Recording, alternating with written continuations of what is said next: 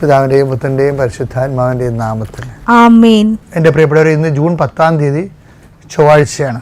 അമ്മേ പരിശുദ്ധമ്മേ, അമ്മേ പരിശുദ്ധമേ, ദൈവമാതാവേ, ദൈവമാതാവേ, കൃപാസനത്തിലൂടെ ഞങ്ങൾക്കും ഞങ്ങളുടെ ദേശത്തിനും അമ്മ മധ്യസ്ഥം തേടി തന്ന എല്ലാ അനുഗ്രഹങ്ങൾക്കും കൃപകൾക്കും ഞങ്ങളിപ്പോൾ ഹൃദയം നിറഞ്ഞ നന്ദി പറയുന്നു. അമ്മേ പരിശുദ്ധമ്മേ, അമ്മേ പരിശുദ്ധമേ, ദൈവമാതാവേ, 2004 ഡിസംബർ 7 ഉച്ചകഴിഞ്ഞ് 2:30 കൃപാസനത്തിൽ സംഭവിച്ച അമ്മയുടെ പ്രത്യക്ഷപ്പെടലിനെ കുറിച്ച് തിരുസഭയ്ക്ക് സമർപ്പിച്ചിരിക്കുന്ന പഠനരേഖകളുടെ മേൽ സഭാത്മകമായ പഠനം ആരംഭിക്കുവാൻ ഞങ്ങൾ പ്രാർത്ഥിക്കുന്നു.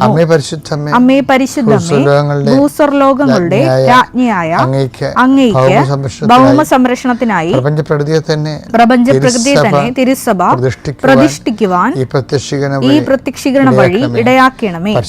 പരിശുദ്ധമ്മേ, ജപമാല മാതാവേ, സകല കൃപാസനം പ്രാർത്ഥനകളോടും ചേർത്ത് ഞങ്ങളിപ്പോൾ പ്രാർത്ഥിക്കുന്ന ഈ കുടുംബത്തിന്റെ പ്രത്യേക നിയോഗം.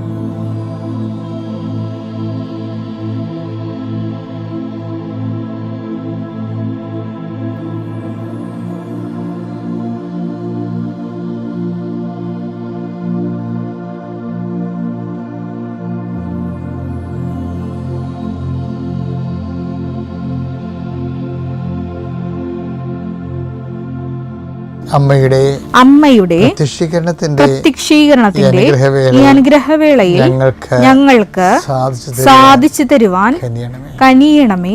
വിശ്വാസ പ്രമാണം. സർവശക്തനായ പിതാവും ആകാശത്തിന്റെയും ഭൂമിയുടെയും സൃഷ്ടാവുമായ ദൈവത്തിൽ ഞാൻ വിശ്വസിക്കുന്നു.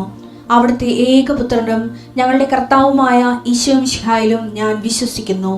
ഈ പുത്രൻ പരിശുദ്ധാത്മാവിനാൽ ഗർഭസ്ഥനായി കന്യകാമറിയത്തിൽ നിന്ന് പിറന്ന് പൊന്തിയോസ് പീലാത്തോസിന്റെ കാലത്ത് പീഡകൾ സഹിച്ച് കുരിശിൽ തറയ്ക്കപ്പെട്ട് മരിച്ച് അടക്കപ്പെട്ട് പാതാളങ്ങളിൽ ഇറങ്ങി മരിച്ചവരുടെ ഇടയിൽ നിന്ന് 3-ാം നാൾ ഉയർത്ത് സ്വർഗത്തിലേക്ക് എഴുന്നള്ളി സർവശക്തിയുള്ള പിതാവായ ദൈവത്തിന്റെ വലതുഭാഗത്തിരിക്കുന്നു. അവിടെ നിന്ന് ജീവിക്കുന്നവരെയും മരിച്ചവരെയും വിധിക്കുവാൻ വരുമെന്നും ഞാൻ വിശ്വസിക്കുന്നു. പരിശുദ്ധാത്മാവിലും ഞാൻ വിശ്വസിക്കുന്നു. വിശുദ്ധ കത്തോലിക്കാ സഭയിലും പുണ്യവാന്മാരുടെ ഐക്യത്തിലും പാപങ്ങളുടെ മോചനത്തിലും ശരീരത്തിന്റെ ഉയർപ്പിലും നിത്യമായ ജീവിതത്തിലും ഞാൻ വിശ്വസിക്കുന്നു. ആമേൻ. സ്വർഗ്ഗസ്ഥനായ ഞങ്ങളുടെ പിതാവേ, അങ്ങയുടെ നാമം പൂജിതമാകണമേ. അങ്ങയുടെ രാജ്യം വരണമേ. അങ്ങയുടെ തിരുമനസ് സ്വർഗത്തിലെ പോലെ ഭൂമിയിലും ആകണമേ. അന്നു വേണ്ടുന്ന ആഹാരം ഇന്ന് ഞങ്ങൾക്ക് തരണമേ. ഞങ്ങളോട് തെറ്റ് ചെയ്യുന്നവരോട് ഞങ്ങൾ ക്ഷമിക്കുന്നത് പോലെ ഞങ്ങളുടെ തെറ്റുകൾ ഞങ്ങളോടും ക്ഷമിക്കണമേ. ഞങ്ങളെ പ്രലോഭനത്തിൽ ഉൾപ്പെടുത്തരുതേ, തിന്മയിൽ ഞങ്ങൾ രക്ഷിക്കണമേ. ആമേൻ. നന്മ നിറഞ്ഞ മറിയമേ, സ്വസ്തി. കർത്താവ് അങ്ങയുടെ കൂടെ സ്ത്രീകളിൽ അങ്ങ് അനുഗ്രഹിക്കപ്പെട്ടവളാകുന്നു. അങ്ങയുടെ ഉദരത്തിൻ ഫലമായി ഈശോ അനുഗ്രഹിക്കപ്പെട്ടവനാകുന്നു. പരിശുദ്ധ മറിയമേ, തമ്പുരാന്റെ അമ്മേ, പാപികളായ ഞങ്ങൾക്ക് വേണ്ടി ഇപ്പോഴും ഞങ്ങളുടെ മരണസമയത്തും തമ്പുരാനോട് അപേക്ഷിക്കണമേ. ആമേൻ. കർത്താവിന്റെ ഉന്നതമായ നാമത്തിന് സ്വസ്ഥം ചെയ്യുന്നു. കർത്താവിന്റെ വിശുദ്ധ പൗരോഹിത്യത്തെ മഹത്വപ്പെടുത്തണമേ. കർത്താവെ, സഭയിലുള്ള സാന്നിധ്യം പ്രകടമാക്കണമേ. എൻ്റെ കർത്താവിൻ്റെ ഉന്നതമായ നാമത്തിൽ, സഭയുടെ അധികാരത്തിൽ, കുരിശിൻ്റെ അടയാളത്തിൽ ഞാൻ നിന്നെയും നിന്റെ കുടുംബത്തെയും ആശീർവദിക്കുന്നു. നീ ഇറങ്ങിപ്പോകുന്ന നിന്റെ വീടിൻ്റെ എല്ലാ വാതായനങ്ങളിലും ഞാൻ കർത്താവിൻ്റെ നാമത്തിൽ കുരിശാലേഖനം ചെയ്യുന്നു.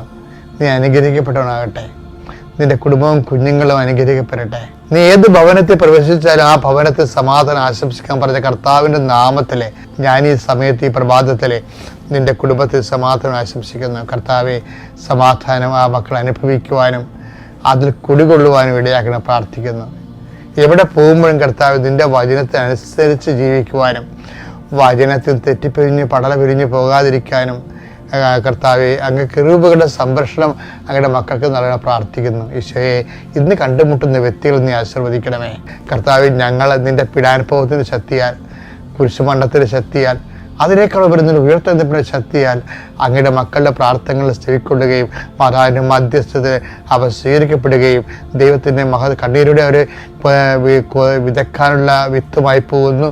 അവരെ ജയഘോഷത്തോടെ കൊയ്തക്കറ്റയുമായിട്ട് വരുന്നു എന്ന് പറഞ്ഞ് കർത്താവിൻ്റെ വചനം ഇന്ന് നിൻ്റെ ജീവിതത്തിൽ പാലിക്കുകയും നീ രാത്രി തിരിച്ചു വരുമ്പോൾ സന്തോഷത്തോടെ തിരിച്ചു വരുവാൻ ഇടയാകണമെന്ന് പ്രാർത്ഥിക്കുന്നു.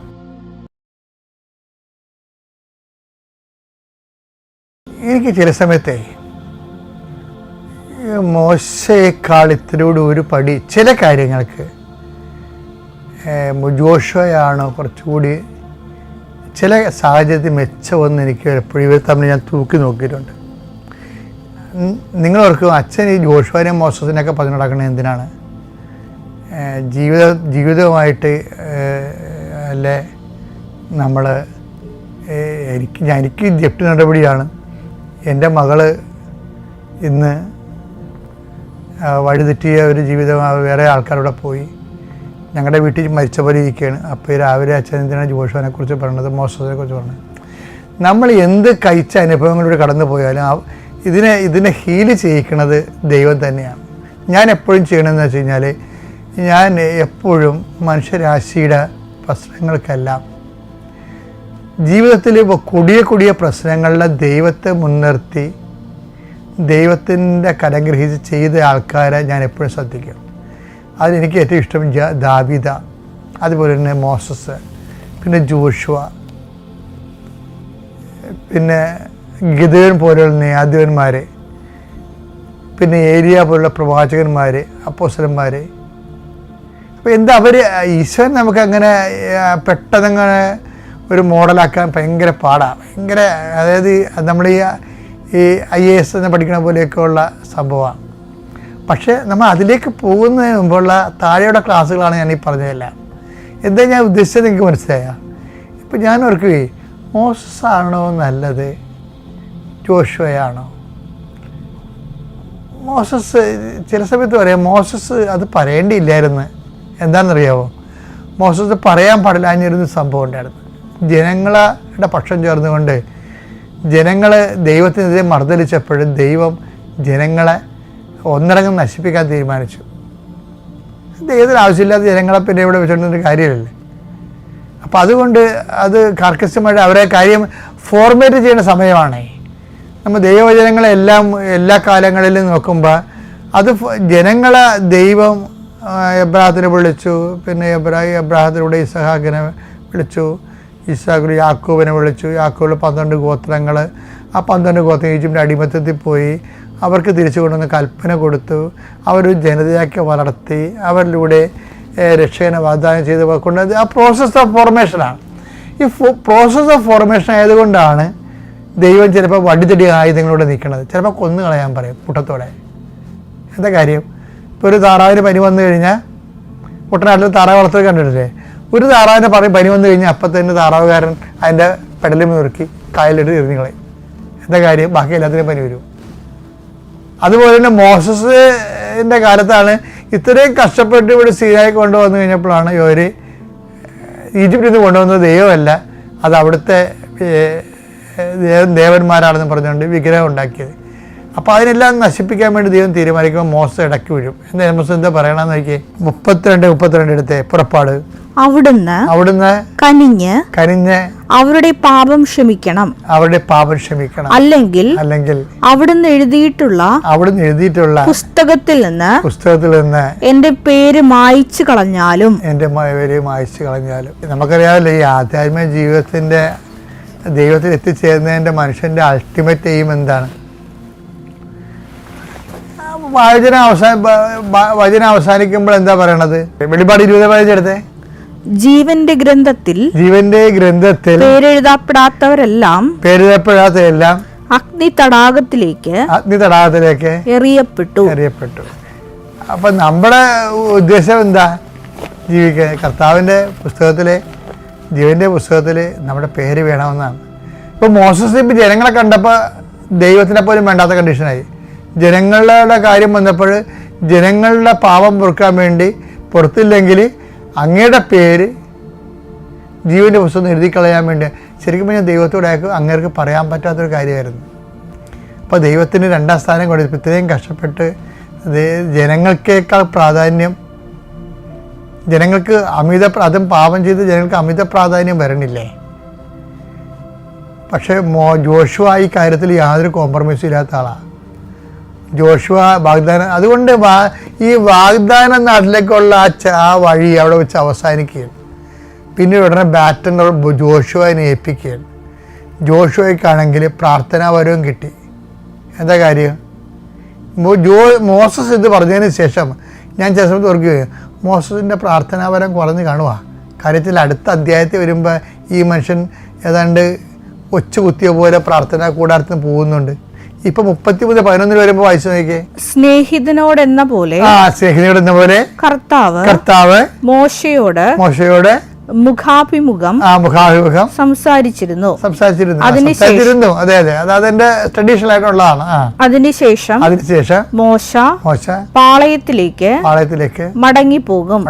എന്നാൽ അതെ, മടങ്ങിപ്പോകും. അവിടെ വെച്ചാൽ ബൈബിൾ തീരേണ്ടതാണ്, പക്ഷെ ബൈബിൾ തീർക്കണില്ല. എന്താ കാര്യം?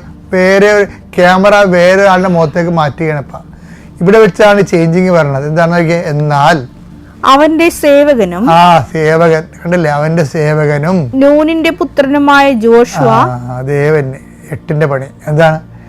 നൂനിന്റെ പുത്രനുമായ ജോഷുവ എന്ന യുവാവ് കൂടാരത്തെ വിട്ടുപോയിരുന്നില്ല. കൂടാരത്തെ വിട്ടുപോകുന്നില്ല. ഇതാണ് പണിയായത്. എന്താണ്?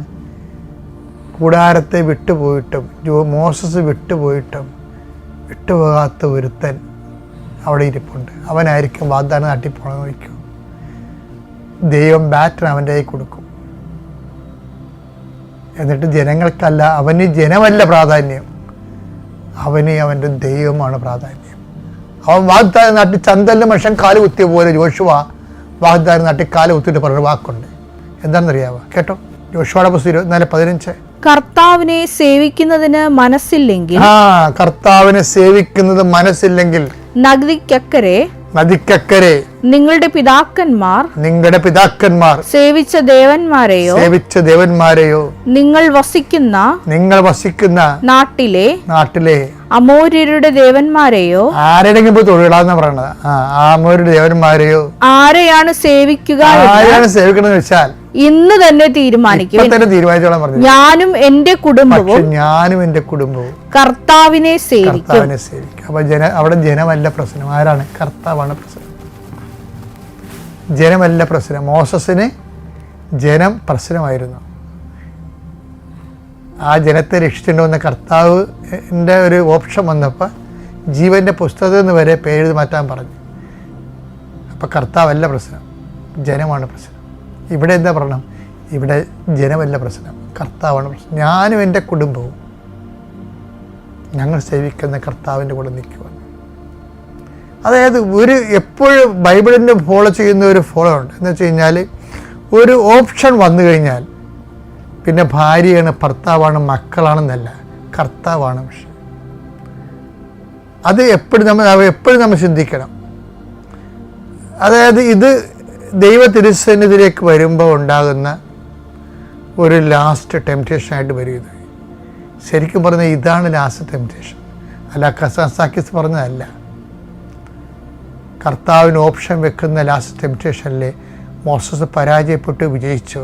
അത് ദൈവശാസ്ത്രന്മാർ ചിന്തിക്കുക. പക്ഷേ വിജയിച്ച ഒരു മനുഷ്യനെക്കുറിച്ചാണ് ഞാൻ പറയുന്നത്, ജോഷുവ. ഒരു ജോഷുവയിലേക്കുള്ള യാത്ര, അതാണ് വാഗ്ദാന നാട്ടിലെത്താനുള്ളൊരു വഴി.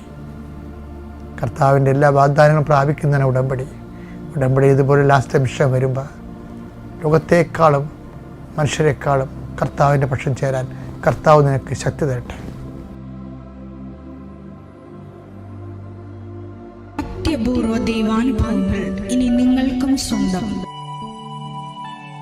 ഈ യൂട്യൂബ് ചാനൽ ഇതുവരെ സബ്സ്ക്രൈബ് ചെയ്തിട്ടില്ലെങ്കിൽ ഇപ്പോൾ തന്നെ സബ്സ്ക്രൈബ് ചെയ്യുക. ഈ വീഡിയോ ഇപ്പോൾ തന്നെ നിങ്ങളുടെ സുഹൃത്തുക്കൾക്ക് ഷെയർ ചെയ്തുകൊണ്ട് കർത്താവിൻ്റെ പ്രേക്ഷിതരാകുക.